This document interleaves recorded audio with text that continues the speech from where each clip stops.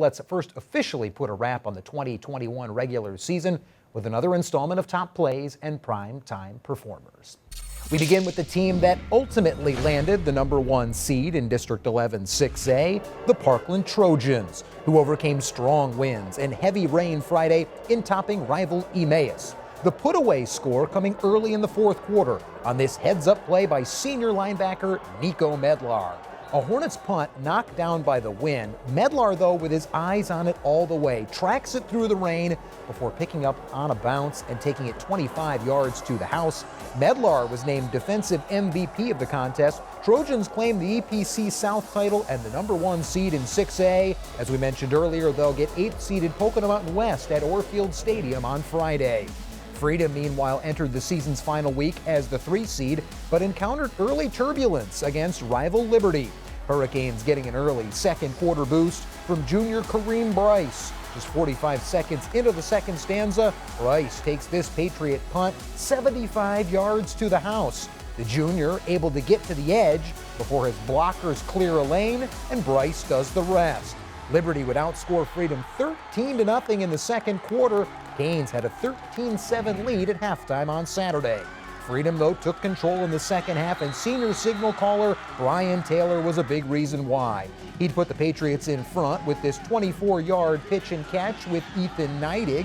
Taylor finishing 9 for 17 passing for 109 yards before using his legs to help Freedom pull away. A 7-yard TD run made it 21-13 before Taylor muscles his way home on this 24-yard scoring scamper. Patriots with 6 straight wins to close the regular season. Freedom finishes 8-2 overall and draws 6th-seeded Easton on Friday. The Red Rovers with some history of their own Friday at Nazareth. When just before halftime, junior Austin Martellucci bangs home this 51-yard field goal through the wind and rain at Andrew S. Lay Stadium. That tying Easton's tilt with the Blue Eagles at 9 apiece and setting a new Rovers field goal record. Visiting student section absolutely loving it. Nazareth, though, just able to make a few more plays than Easton on Friday, including this 43-yard touchdown toss from Sonny Sasso to Mason Keener. Sasso's 15th TD pass of the season, Keener's 6th scoring reception this year. Sasso throwing for 145 total yards, with 108 of those going to Keener on just 4 receptions. Blue Eagles finished the regular season 7-3. As we said, 4th-seeded Nazareth hosts 5th-seeded Easton coming up on Friday night. Our final top play from rivalry weekend across the EPC comes from the annual clash between William Allen and Deereth, where senior Javon Rodriguez ended his Huskies career with a bang. The dynamic signal caller rushed for 3 touchdowns and threw for 3 more as part of a convincing 49-12 win over the rival Canaries. Rodriguez found pay dirt from 4, 8, and 11 yards away on the ground, while also connecting on long scoring strikes to 3 different receivers. For his efforts, Rodriguez was named Offensive Player of the Year for the 3rd straight season.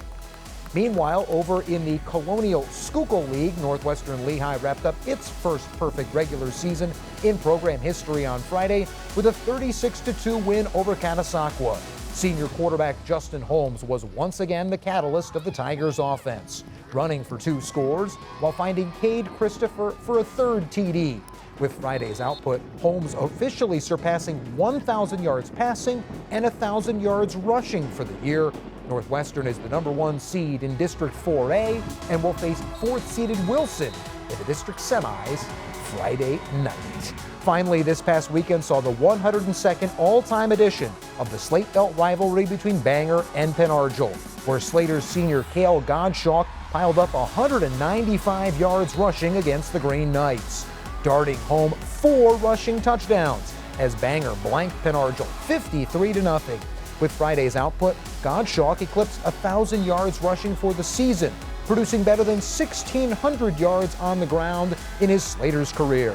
Friday's win was Paul Raduzzi's 150th of his coaching career as Bangor finishes the regular year 6-4 overall.